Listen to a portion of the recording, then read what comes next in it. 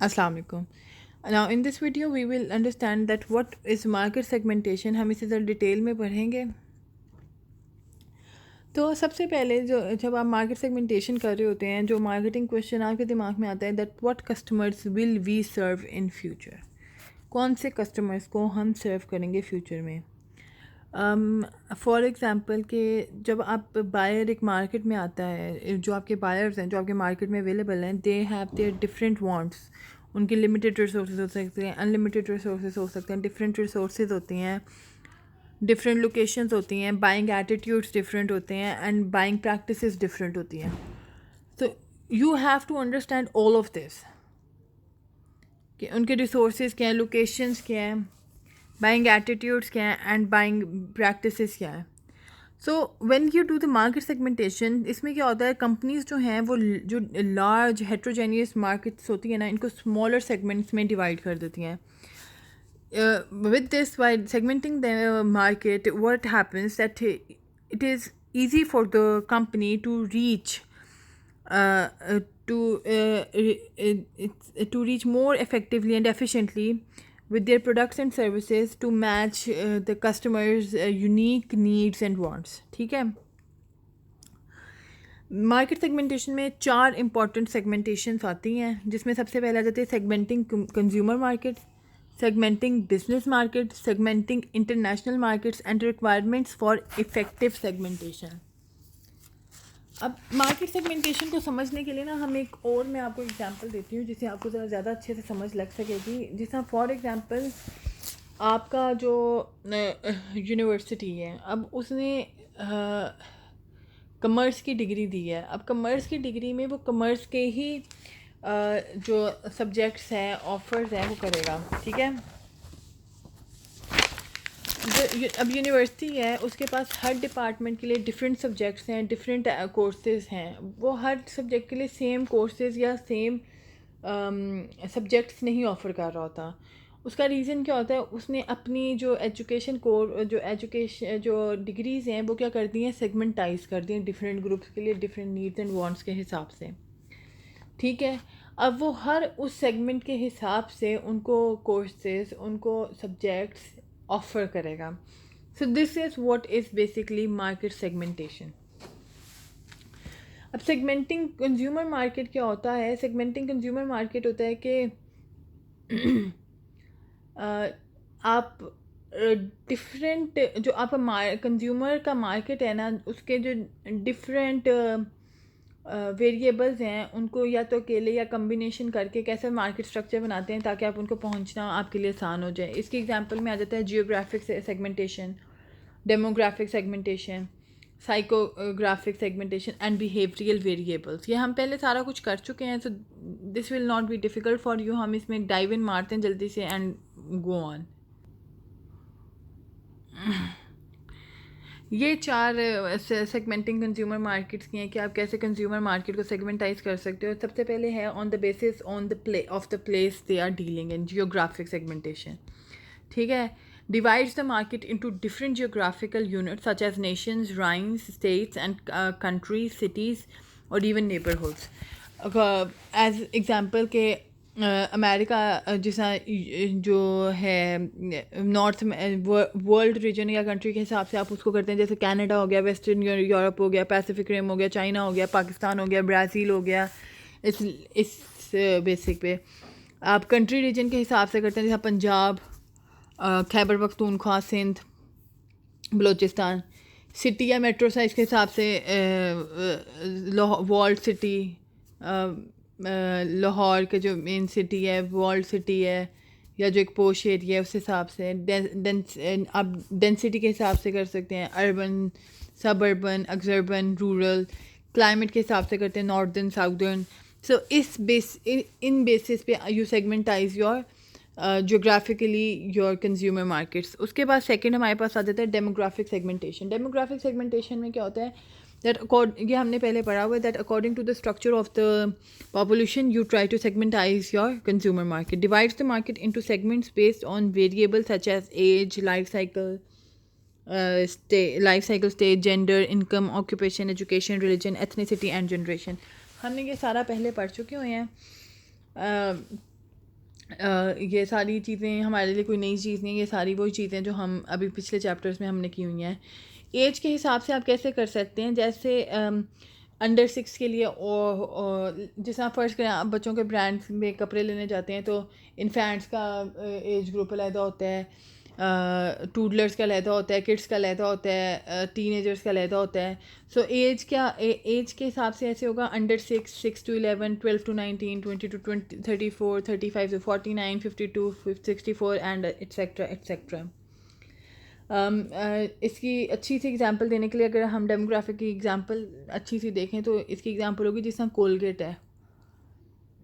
बच्चों के लिए कोलगेट अलहदा निकाला हुआ है, अडल्ट के लिए कोलगेट अलहदा निकाला हुआ है, सेंसिटिविटी वाले दांतों के लिए अलहदा निकाला हुआ है। तो ये क्या कर रहे हैं, डेमोग्राफिक बेसिस पे सेगमेंटाइज कर रहे हैं अपनी पॉपुलेशन को, अपनी मार्केट को। Age and life cycle stage segmentation divides the market into different age and life cycle groups, ठीक है। Gender segmentation male female divides the market into different segments based on their genders. Income segmentation के आप कौन सी income class से ताल्लुक़ रखते हैं, rich poor, rich poor कह रही हूँ सॉरी, मतलब कि आपकी इनकम की स्टेट क्या है, आप 25-30 हज़ार कमाने वाले बंदे हैं, आप 50-60 हज़ार कमाने वाले बंदे हैं, आप लाख 1.5 लाख कमाने वाले बंदे हैं। तो ये भी इस पे डिपेंड करता है कि आपकी इनकम लेवल क्या है, उसके बेस पे सेगमेंटाइज करके आपको टारगेट करने की कोशिश की जाती है। लाइफ साइकिल स्टेज क्या होती है कि आप यंग हैं, सिंगल हैं, मैरिड हैं, कोई बच्चे हैं या नहीं हैं, सिंगल पेरेंट्स हैं या अनमैरिड कपल्स हैं, तो या अंडर 18 है या ओल्डर हैं सिंगल। तो इट डिपेंड्स ऑन, ये होती है लाइफ साइकिल स्टेज इंसान की। इसके बाद इसमें आ जाता है ऑक्यूपेशन, एक आता है कि आपकी क्या ऑक्यूपेशन है, आप प्रोफेशनल हो या टेक्निकल हो, ऑफिशियल्स हो या प्रोपराइटर्स हो, क्लरिकल स्टाफ हो, सेल्स स्टाफ हो, क्राफ्ट पीपल हो या टेक्निकल बंदे हो, सुपरवाइजर्स हो, फार्मर्स हो, स्टूडेंट्स हो, अनएम्प्लॉयड हो या एम्प्लॉयड हो। तो ऑक्यूपेशन में ये वेरिएबल आ जाता है इन डेमोग्राफिक। उसके बाद एजुकेशन आ जाती है कि आप प्राइमरी स्कूल में पढ़ रहे हैं या हाई स्कूल में पढ़ रहे हैं, यूनिवर्सिटी के स्टूडेंट हैं, कॉलेज के स्टूडेंट हैं, ग्रेजुएट हैं, एडवांस डिग्री कर रहे हैं। तो एजुकेशन के बेसिस पे आपको सेगमेंटाइज किया जाता है। रिलीजन के बेसिस पे किया जाता है कि हम मुसलमान हैं, हिंदू हैं या क्रिश्चियन हैं, उस पर भी आपकी प्रेफरेंसेस डिवाइडेड होती हैं। रेस पे किया जाता है, सिराइकी हो गए, पंजाबी हो गए, बलोची हो गए।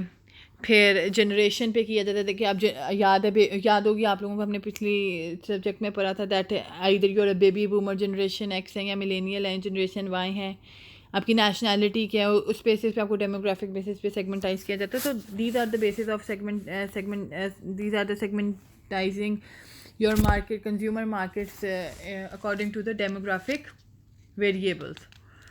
उसके बाद आ जाता है हमारा जी साइकोग्राफिक सेगमेंटेशन। ये भी हमने अपने लास्ट चैप्टर्स में पढ़ा था। साइकोग्राफिक सेगमेंटेशन में क्या होता है, बेसिकली इसमें ये चीज़ होती है कि you study about the personality, attitude, activities and lifestyle interest of the person of the market.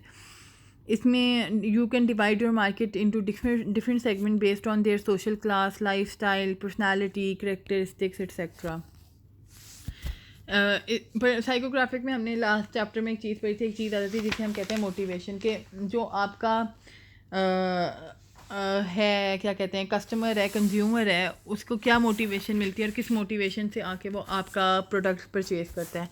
Psychographic में सोशल क्लास आ जाती है। सोशल क्लास क्या होती है, lower class, upper class, working class, middle class, upper middles, lower middles या lower uppers, upper uppers etcetera. Lifestyle क्या होती है कि कौन एक होता है अचीवर्स, एक होते हैं स्ट्राइवर्स, एक होते हैं सर्वाइवर्स। सर्वाइवर्स होते हैं जो सर्वाइव कर रहे हो, सर्वाइव करना जानते हैं। स्ट्राइवर्स होते हैं जो स्ट्राइव कर रहे होते हैं किसी भी चीज़ में। एंड अचीवर्स होते हैं जो उनको पता होता है दे हैव टू अचीव। आपकी लाइफस्टाइल कैसी है, लग्जरी है या आप बस कहते हैं गुजारा हो जाए, चल रहा है चला लो जैसे चलता है, क्वालिटी नहीं है तो बस पैसे देखते हैं एक्सेट्रा एक्सेट्रा। पर्सनैलिटी क्या है, आप आउटगोइंग है, एम्बिशियस हैं, कंपल्सिव हैं, ये सारी चीज़ें साइकोग्राफिक सेगमेंटेशन में आ जाती हैं और इन बेसिस पे आप अपने मार्केट को सेगमेंटाइज करते हैं।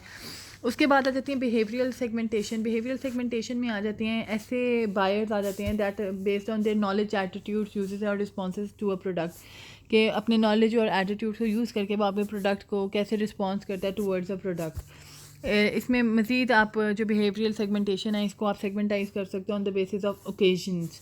ओकेजन्स क्या होते हैं कि आप कभी कभी कोई चीज़ परचेज़ करते हैं, ओकेजनल आप कंज्यूमर हैं और आपकी आदत है कि आप रोज़मर्रा ये चीज़ नहीं लेते हैं, आप ओकेजन्स पे ये चीज़ लेते हैं. For example that buyers can be grouped according to occasions. When they get idea to buy, actually make their purchase or use the purchased item. ये क्या होते हैं कि ये जैसे कि फ़र्ज़ करें ऑरेंज जूस हैं, आप कहते हैं कि सुबह पीते हैं लोग, मोस्ट कस्टमर्स या consumers drink orange juice in the morning, but orange growers have promoted drinking orange juice as a cool healthful refresher at other times of the day.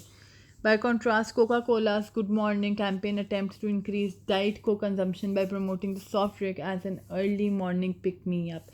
तो ये क्या होता है, आप बनाते हैं कि ओकेजन आते हैं, जैसे आप डेयरी मिल्क का याद होगा. डेयरी मिल्क में जैसे ईद या इंडिया में दिवाली का त्यौहार होता है, यहाँ पे ईद का त्यौहार होता है, तो कुछ मीठा हो जाए. तो ये कभी कभी आप ये चीज़ें करते हैं एंड यू ट्राई टू कि किसी ओकेजन के साथ आप उसको क्या कहते हैं जोड़ दें. Then it comes the benefit sort. Benefit sort क्या होता है जी? बेनिफिट सॉर्ट होता है कि आप सेगमेंटाइज करते हो ग्रुप को बायर के उन्हें बेनिफिट क्या मिल रहा है बाय सीकिंग योर प्रोडक्ट और यूजिंग योर प्रोडक्ट. कि आप देखते हैं कि जो आप लोग हैं ना, वो आपके प्रोडक्ट में जो मैक्सिमम बेनिफिट है ना वो ढूंढ रहा होता है, मेजर बेनिफिट ढूंढ रहा होता है कि इस प्रोडक्ट को यूज़ करके that the kind of people who look for each benefit and the major brands that deliver each benefit, that whenever they are trying to buy or purchase something, they are looking for some benefit out of your product. After benefit segmentation comes the user status. User status कहता है जी के अच्छा, user status ये होता है कि marketeers जो हैं वो क्या करते हैं कि देखते हैं कि यूज़र जो आपका कंज्यूमर है उसका यूज़र स्टेटस क्या है, कि वो नॉन यूज़र है कि उसने कभी आपका प्रोडक्ट यूज़ नहीं किया, एक्स यूज़र है कि पहले वो यूज़ कर चुका है, पोटेंशियल यूज़र है कि वो आपका प्रोडक्ट यूज़ करता है, फर्स्ट टाइम यूज़र है कि पहली दफ़ा यूज़ कर रहा है, रेगुलर यूज़र है कि वो आपका ही प्रोडक्ट यूज़ करता है. तो मार्केटियर क्या करते हैं, दे ट्राई टू रीइंफोर्स या रिटेन करते हैं उन रेगुलर यूज़र्स को, अट्रैक्ट करते हैं टारगेटेड नॉन यूज़र्स को जो आपका प्रोडक्ट यूज़ नहीं कर रहे होते, and try to reunite their relationship with the ex users ताकि वो आपका प्रोडक्ट दोबारा यूज़ कर सकें. यूज़र रेट क्या कह यूजेज रेट ये कहता है कि मार्केटियर्स क्या करते हैं, मार्केट जो है इसमें भी हो सकती है कि आपका जो प्रोडक्ट यूज़ कर रहे हैं वो कितना यूज़ करते हैं, लाइट करते हैं, मीडियम करते हैं या हैवी करते हैं. हैवी यूज़र्स क्या होते हैं, वो स्मॉल परसेंटेज होती है, इनकी इतनी होती नहीं है, बट अकाउंट पर इनकी कंजप्शन, क्योंकि ये आपका बहुत प्रोडक्ट यूज़ करते हैं तो इनकी टोटल कंजप्शन ज़्यादा होती है. इसी तरह जो आपके लाइट या मीडियम है, आप ट्राई करते हैं कि आप उनको टारगेट कर सकें, वो आपका प्रोडक्ट ज़्यादा से ज़्यादा यूज़ करें. लॉयल्टी स्टेटस क्या कहता है, लॉयल्टी स्टेटस ये कहता है दैट ऐसे कस्टमर्स जो आप कंज्यूमर्स जो आपके प्रोडक्ट के साथ लॉयल है, आपके ब्रांड के साथ लॉयल है. फॉर एग्जांपल एक बंदा है वो डिटर्जेंट लेने जाएगा, वो एरियल ही यूज़ करता है, वो एरियल ही लेगा. एक बंदा है वो न्यूटेला की जगह आजकल चोकोब्लिस निकली है विच इज़ इकनॉमिकल, विच अगर टेस्ट में थोड़ा सा तो फ़र्क है पर इकनॉमिकल है उसके बदले. पर लेकिन अगर कोई बंदा जो है उसे न्यूटेला पे ट्रस्ट है कि Nutella is a good chocolate spread, तो वह कभी भी चॉकोब्लिस पे नहीं जाएगा. He will be loyal to the particular product जो वो कर रहा है. सो लॉयल्टी स्टेटस ये कहती है that how much you are loyal to a product, how much a consumer is loyal to a product he और शी इज़ यूजिंग. ओके जी. देन सेगमेंटिंग कंज्यूमर मार्केट को ये कह रहे हैं that sometimes you use multiple segmenting basis. इसमें क्या होता है that you use to identify smaller better defined target groups. ठीक है, आप क्या करते हैं वो ये जो होते हैं अपनी जो सेगमेंटेशन एनालिसिस है वो एक या फ्यू वेरिएबल्स पे नहीं बल्कि उनका मिक्स भी कर सकते हैं कि सेगमेंटेशन बेसिस ज़्यादा रखें, ज़्यादा बेसिस पे सेगमेंटाइज किया जाए अपनी मार्केट को.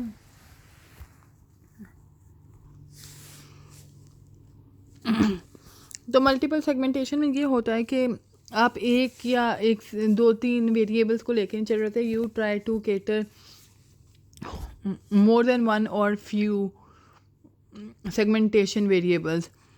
फॉर एग्जांपल अब एक बैंक है वो हाल ही अमीर या रिटायर्ड लोगों को नहीं कर रहा होगा, बल्कि उसका ये भी वो ये भी करते हैं कि स्टूडेंट्स भी आए अकाउंट खोलें, 10 रुपये में अकाउंट खोल लें.